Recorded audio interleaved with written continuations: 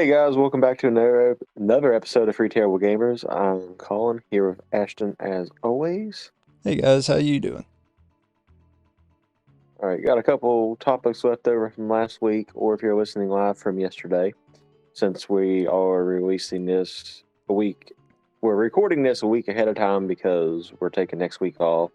If you listen to last week's episode, you'll know this already, though. So we're going to go ahead and knock out yesterday's topics and hopefully get to the ones for this week, well, next week, whatever, whenever you're listening.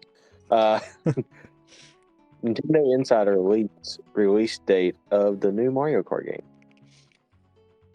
Yeah, so according to a new rumor, Nintendo is finally getting ready to move on from Mario Kart 8 and Mario Kart 8 Deluxe and release a new Mario Kart game.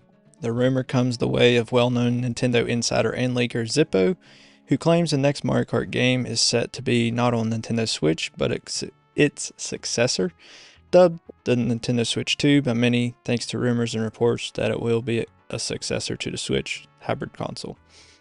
More specifically, this puts the game releasing in 2025, which Zippo claims will be the second year of the new Nintendo console. Even more specific than this, Zippo claims the game will release during the holiday season of 2025, which is to say near the end of the year. The 10th installment of Mario Kart series will release in 2025, and it is the 10th because they consider Mario Kart Tour, the mobile game, the 9th entry. So it'll release in 2025, which will be Switch 2's second year on the market, claims Zippo. The intention is to release the title sometime before the system's second holiday on the market. The title is being developed primarily by Nintendo EPD Production Group 9, with Bandai Namco Studios once again co-developing. So Zippo, he's been right about several things in the past when it comes to leaking Nintendo news. But as always, it is a rumor, so take it how you will. It may not be true at all, but he does have a good track record when it comes to leaks. And it is about time for them to move on from Mario Kart 8. It released on the Wii U like 10 years ago or so. So it's about time to move on. And they just released, or getting ready to release, the last wave of the booster pack tracks. So I just don't know why you would count a mobile game as the ninth game in the installment. Like, it would have been a better excuse to say that Deluxe was 9 on it, because, I mean, that was their common thread for pretty much every Mario game switching over from the Wii U to the Switch. Every single Mario game that was out there for a 2D platform style was rebooted into a deluxe edition. Same way with Mario Kart. So the fact that they count that as 9, or they're counting it as 10 opposed to 9, is kind of stupid. yeah, I mean, I guess technically it is a Mario Kart game, but yeah, I mean, don't really consider mobile games to be actual games, I guess, in the series of whatever they're releasing. Yeah, but I mean, still, I mean, the main thing that I got from it was that's just my pity on the whole entire situation, or my downside on it. But the fact that it's going to be holiday 2025. So I say, just based on the normalcy of it, usually holiday is about the same time that Wonder released. So I say it'll get released around the same time frame as when Wonder got released. And then October. obviously, yeah, about late October, because you think that goes into the holiday season. As the past couple weeks, we've covered, Black Friday sales already coming in early, so that counts as, holiday sales and everything else. And it's part of that, final quarter pushing forward. So I believe that's what's going to be considered as that. And since the Switch 2 is supposedly coming out at the end of, 2024, it'll be out for a year, which it's still weird that they're not going to make it a launch title to me, since it was a launch title with the Wii U, wasn't it? Or was it already out on the 3DS for a little bit before? Or was that 7? Mario Kart 7 was on the 3DS. Okay, so it was a release title almost with, or was it a year out from the Wii U? It was a year after. because the Wii U was released in 2012, but still pretty close to the beginning of the system. Okay. So basically doing the same thing, but at the same time, with how many course packs and courses they have on Mario Kart 8, is it pretty much going to be a restamp, or do you think they'll have new and original courses? I think they'll have new and original. It's usually what they do. They have one cup dedicated to new tracks, another one for old, and they just alternate them and have like, what, 8 cups, 6, 8 cups, something like that, alternate them that way. So they will have new ones, but they'll have old ones as well. Okay, makes sense. But still, the fact that they're calling it 10 is still astonishing. But that's my little dig at Nintendo for this episode. I mean, a lot Going of on companies are skipping 9. I mean, Apple skipped iPhone 9, Windows skipped Windows 9. So I mean, yeah. Mortal Kombat didn't do it though. They actually counted the right way. well, Which, and of course, then their they ninth started title was over. not their They started over with 1 on their 12th. So I mean, they don't have a complete pass, but yeah. That, and like I said, 9 games in the series wasn't necessarily 9 games. There was more than 9 games Yeah. when 9 came out. yeah, Just what's considered canon or actual true timeline, supposedly. right.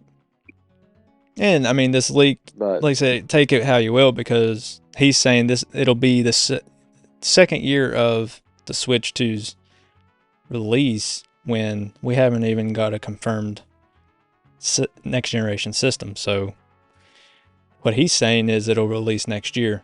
Nintendo Switch 2 will release next year. So we'll have to wait and see. yeah, I mean, if they are going to release it at the end of next year, they're going to start doing everything as soon as the new year turns over. I say in January, or no, it'll probably be February because that'll be time for another direct then. I say in the February's direct, whenever it occurs, it'll be a announced then if it's going to happen in 2024. And They're then definitely not going to released shadow. holiday, you think? Or released like mid? Yeah.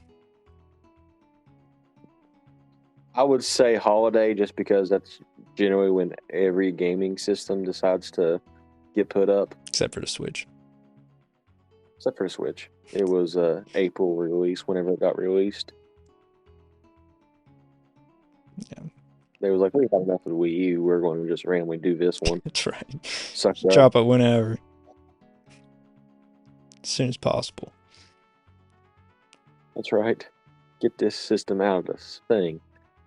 But yeah, anyways, we're going to stick with Nintendo on the next topic. There's a new Nintendo Bandai Namco Studio that got revealed. Yeah, Bandai Namco has unveiled Studio 2 and Studio S, a new internal development studio that will collaborate with Nintendo on game projects. The cohort of developers has been working on commissioned Nintendo projects for some time now. Their credits, I can't even read tonight. Credits include Nintendo Switch games Super Smash Bros. Ultimate, Mario Kart 8, and ARMS. As translated by Google, a statement on the studio's site said, Bandai Namco Studio's second Studio/S studio has been an in-house studio specializing in commissioned development projects. As a group of professionals who do not compromise on quality, we will continue to create titles of world standard. So basically what all that confusing stuff means is Bandai Namco are setting up a studio to make Nintendo Switch games, because Bandai Namco, they make games for not just Nintendo but other people. I mean, they're the ones that started Pac-Man, and so they've been around for a while, and like this said, they helped out on Super Smash Bros. Ultimate, Mario Kart 8, and ARMS for Nintendo.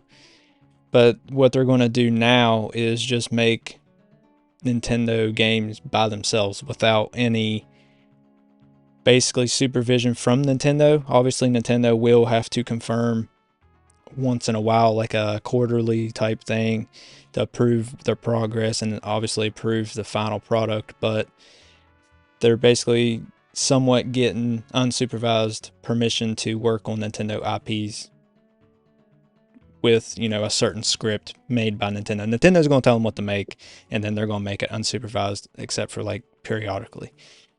which is a big step for Nintendo because usually they don't do anything. I mean, yes, like I said in the last episode, Capcom made a Zelda game, but Nintendo was very involved with it and approved everything. So it's kind of the same here. They have to approve everything, but it's not going to be as supervised as what the Capcom Zelda games were, or the Square Enix RPG, Super Mario RPG was.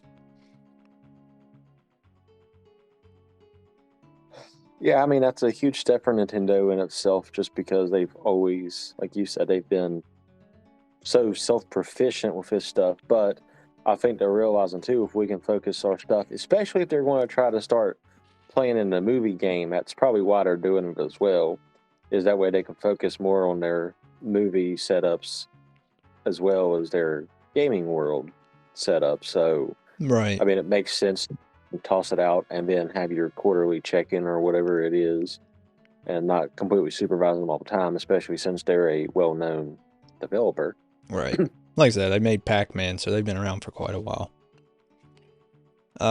And like you said with the movies, I mean, Shigeru Miyamoto himself is producing he produced the Mario movie, producing the Legend of Zelda movie, so he's tied up with that. Not to say that he's not helping out on games as well. He's a pretty busy guy, so he don't have time to do everything for the company, because he's got a big role for what he does. So this will kind of help relieve him and some others that do a lot like he does with a bunch of different projects at once. Kind of free them up in order not to take some stress away. Let another studio handle it instead of those guys.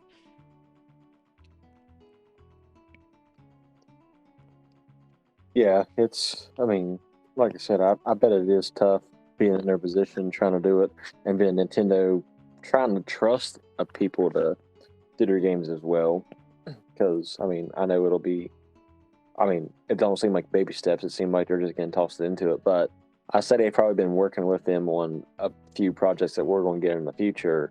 And then that's where the trust got built up. We just haven't seen those games yet. And then now they're just going to be like, okay, we trust you enough for the games that we're going to get in the next, in the next future in a little bit. And then pop it off. Be like, okay, you guys can do it by yourself now. Because like I said, I'm saying there's probably going to be a couple games getting released that they have already helped make a hand in. But like you said, we've already covered, Smash, Mario Kart 8, and ARMS. Yeah, they've already helped out with those. But, I mean, like you said, they might be releasing some games here soon that they had more of a role in, more of a head roll into it instead of just like a backseat role. Yeah. That we haven't seen yet, obviously, because they haven't released. Right. And that's probably something we'll see with the next Direct as well. Yeah. Probably not till So we're talking February. About another 2 months out. Yeah. All right. Going on to the last topic, not the last topic of the day, but the last topic from last week / yesterday. PlayStation Portal is getting scalped. Yeah, I don't really understand this, why it's getting scalped. Pre-orders sold out twice. I mean, that's fine. I don't think it's that big of a deal for scalpers. I mean, I understand the PS5 Series X when they came out. They were shorthanded or whatever. But these are kind of plentiful, seems. So I don't know. I don't get it. But anyway, the PlayStation Portal hasn't even officially hit the shelves yet, which it has. Time recording this article is from a couple days ago. But and already the streaming handheld has become a victim of price gouging by scalpers online. Those wanting to know where to buy the PlayStation Portal may be in for potential disappointment, as it seems as though PlayStation Portal pre-orders are rapidly drying up with less than 24 hours until its official release date worldwide. Scalpers have taken the secondary markets such as eBay, where units are being sold for as much as double their respective MSRP. Some US PlayStation Portal listings are retailing as high as $329 or best offer, which is a markup of around 65% and a pretty disgraceful tactic. However, not one that's unfamiliar to gaming hardware in recent years. Much like with the PS5 before it, the new handheld system stock at launch looks to be on the leaner side, with pre-orders from PlayStation Direct currently unavailable and the big box retailers stating coming soon with their product listings. So like I said, we've already said our opinions on this before, that it's a stupid idea, stupid device, but I've seen some reviews on it, and I mean, it looks good, the design looks good, but it's still stupid. Like, the concept of it is still dumb in my opinion. People need a good Wi-Fi connection with hardly any interference. They say to get the best out of it is obviously to hardwire your PS5 and then use the portal over Wi-Fi, and that'll give you the best, possible experience. But still dumb to me. I don't understand why people are scrambling to find one of these things, because I think some people that are buying it, yes, they understand you have to have a PS5 and you have to be around your PS5 at all times. But some people, I think, are misunderstanding that you can't just take this anywhere like you can a Switch or a handheld PC. You have to stay at home with your PS5 in order to play this. And I read online that there's not even a way to go into a web browser. So, some hotel Wi-Fi's make you go through a web browser in order to connect to them. There's no web browser on the PlayStation Portal, so it'd be impossible to take this to a hotel with your PS5 and play anywhere that any Wi-Fi that requires a web browser to connect to. So maybe they'll fix that in the future. It's still stupid in my opinion.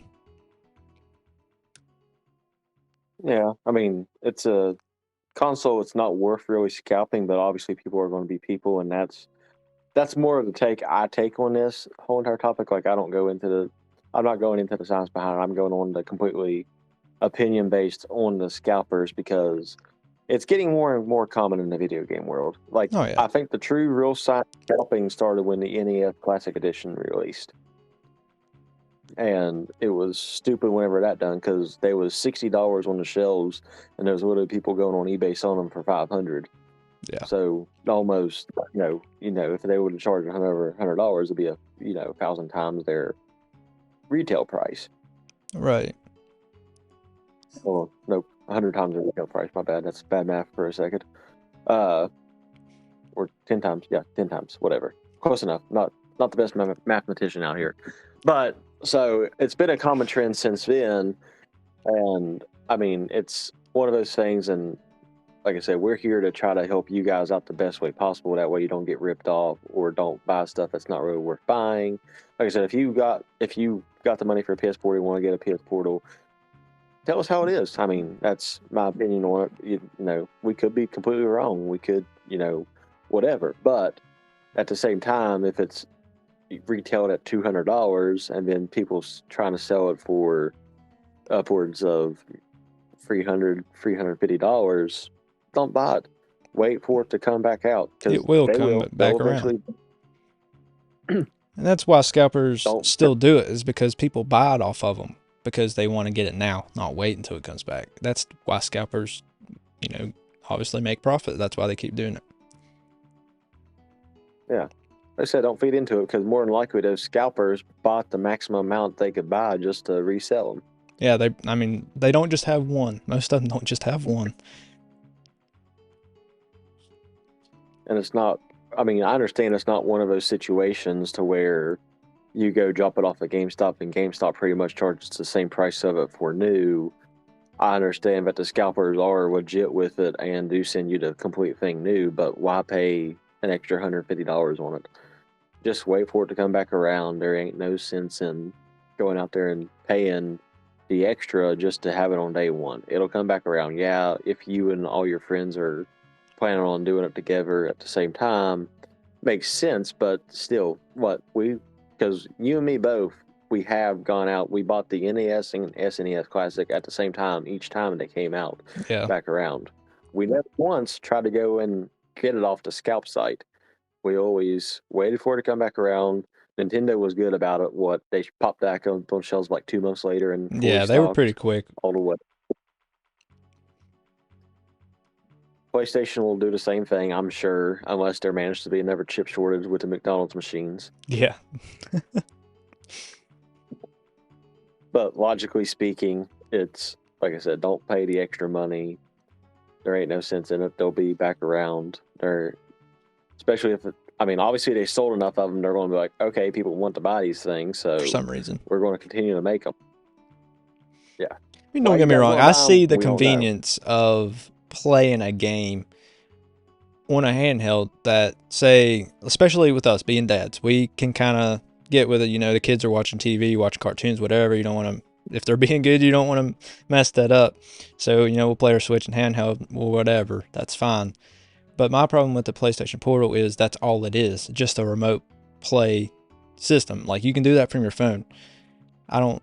That's the problem with it. If they would have done anything else with it, even put a operating system on it, as soon as you turn this thing on, it's searching for a PS5. There's no operating system or anything, no settings or anything. It's just a tablet that searches for a PS5 over Wi-Fi. That's it. Yeah. But, if that's your guys' fancy cup of tea you want to try, like I said, PlayStation would have been better off to make another. Obviously that's abbreviated as a PSP as well, but an actual like console PlayStation Portable, not a PlayStation Portable, not a PlayStation Portal. Yeah. They, like I said, they popped a couple letters and called it good, I guess. But at the end of the day, they should have made another portable system, not a stay-at-home system. Yeah, right. Like I said, I can see, being a dad, I can see the portable part, wanting to sit on your couch and play your PS5, whatever, that's fine. But my problem is you should have the option to be able to take it somewhere if you want, not to just sit on your couch. That's the issue I have with it. Like I said, Sony's version of trying to compete with the Switch, but they failed drastically in doing the concept of it when they literally had a whole entire line of a couple consoles that done just that. But now there is technology to where you could technically pair your new PS Vita, whatever they wanted to call the next one, Vita 2, Vita 5, whatever, into your PS5 console. It would be completely possible with the technology we have. For sure. It could do both. It could have native games and be remote play for your PS5. Like, they could have done both. Yeah. It was there. They had the chance to They do were so it. close. They didn't. Sony's so close. They'd be like, okay, yeah, we can do this. And PlayStation, if you decide to do what we're doing to, we appreciate you listen to us. Yeah. Yeah, right. They ain't going to listen to us. We smack talk them every chance we get. You do make good games. I know like I said, you do make good games, but that's it. You don't make good ideas, good choices. Yeah, it's just like I said, at the end of the day, they had the ball in their court. They was doing pretty good with it, then they still managed to turn it over. It still screwed it up. Yep. From a logistical standpoint, like I said, you had a whole entire portable console systems that you could have done. And like I said, with today's technology, you could have easily been like, boom, boom, boom, here we go. Connect, connect, connect. You can take this one to go. But nope, you get to just hopefully have, like I said, you're obviously not going to be able to take it to your hotel room now. So you're just screwed on that aspect, or where else it requires you to sign them to a red priority. McDonald's, most free Wi-Fi networks do. But granted, saying that in that aspect, I guess it would kind of not make any sense to take your PS5 to a restaurant, but you never know. Yeah, it might be your thing. You got a power inverter in your car, you're sitting in a McDonald's drive-thru waiting on your food. Fire up your PS5, your portal. You could. Wait for that cream machine to come back up. Yeah, that's right. Wait for them to clean that ice cream machine and fix their chip or whatever. I'm going to switcheroo one of these topics, Ashton, just because I know I mentioned last week that we had more Sega news going on based on some of their IPs. So, based off the games and everything last week. So I'm going to skip the one and I'm going to go down to it. But Sega is putting more IPs in movie form, surprisingly enough. Yeah. Sega is keen on expanding Persona and Like a Dragon outside of video games, and it has some big plans for the future, including movies. The news comes from Sega Chief Operating Officer Shuji Utsumi. I'm not good at Japanese names. During a recent interview with CNBC, where Utsumi teased plans for Persona movies and another chance at life for older Sega property. We just revived Sonic in a big way, not only through games, but also remember movies and TV shows. And actually, Sonic is in Roblox too. And we're working closely now with Lego, so now Sonic is reviving, Yatsumi said. We have other major IPs, and also I cannot say too much about it, but we are thinking of reviving other classical Sega IPs too. So, specifically Persona and Like a Dragon, they were talking about, but also others as well. So we was talking about this, a couple episodes ago, about Sega bringing other IPs back to life besides Sonic. And here you go. They're wanting to do that in video games and movies as well. So that's good for them. For listening to us, they probably heard us, on our podcast, because, Sega listens to us every time we release an episode. So it makes sense. Yeah. At least we hope so. They follow their own hashtags that's related to them. Right. But at the end of the day, like I said, we mentioned it, well, at this time of recording yesterday, but literally last week, if you listen to us, like I said, we was talking about like the Persona 5 series, and I was like, okay, it makes sense to have more Sega news since they literally plan on bringing Persona 5 into movie form, which I don't know which Persona 5 they're going to base it off of since there's 15 of them. Well, I'm exactly, there's 6. Collab them all together. Or whichever Persona game they want to do, because I'm pretty sure each Persona game has 15 titles themselves. Don't really keep track of Persona all too often, but yeah, even Like a Dragon too. So it makes sense. I mean, and obviously they done the movie thing before Nintendo done the movie thing, because that was pretty much their big. I think that was what revived them a little bit with the Sonic movie. Yeah, definitely helped them out.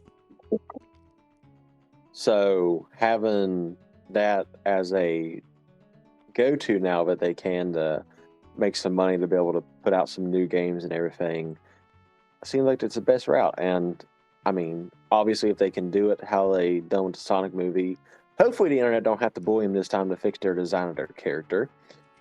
That was awful. Their first one was awful. Yeah. I mean, I get what they were going for, realistic, whatever, but that wasn't Sonic. Sometimes realistic is not a good thing. No. Especially when your character is fictional. Yeah. So yeah, at the end of the day, I know Persona is even more realistic based than Sonic is. Granted, I never played a Persona game, but obviously there's humans in that game, not just a hedgehog running around with a flying fox and a red hedgehog trying to defeat a shadow version, quite literally, hedgehog. But yeah, at the end of the day, I'm glad that Sega's going into the movie industry more than what they already was before, and pulling some of their IPs that don't really get a lot of love gaming wise. No, and they've got a lot of good IPs that they haven't touched in, 20 years.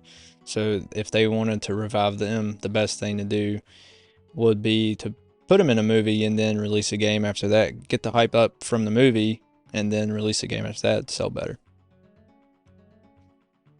Oh yeah, definitely. And I mean, it's becoming a trope now, because even Five Nights at Freddy done amazing coming out on Peacock and theaters at the same time and still destroyed the box office. Yeah. Did you ever watch that? Yeah, I watched it. Oh, did you? I did too. It was pretty good. For somebody that don't know anything really about the series, I thought it was pretty decent. Yeah, I never played a game in the series at all, and I was able to follow along a little bit. Granted, I know Matt Pat's in the movie or whatever, and I mean, I've been a game theorist watcher since they started their YouTube channel way back when. So it's one of those things to where I followed some of the lore just through his words. Yeah. And that's the only reason why I watched the movie, because I seen where he was in it. Mm-hmm. That's the only reason why I decided to turn it on. I mean, I know a lot of people were saying it was good. Then I seen with Ryland, Of course, on your guys' other podcast, I seen where he said it was good. So I was like, okay, he's saying it's good. I'll trust Ryland's word on the movie aspect of it. Granted, it's supposed to be a horror movie. It was PG-13 horror movie. It wasn't scary at all. Not really that scary. Yeah, not scary at all. So, I mean, it is what it is. But like I said, video games are becoming movies more often now. Yeah, I and mean, actually being good. Right, and I'm happy for it. I mean, I get excited when I see a game, especially that I know, becoming a TV show or a movie, because more times than not nowadays they're actually good because of the animation technology and everything. And more budgets, bigger budgets to make them good instead of just putting some out there for money.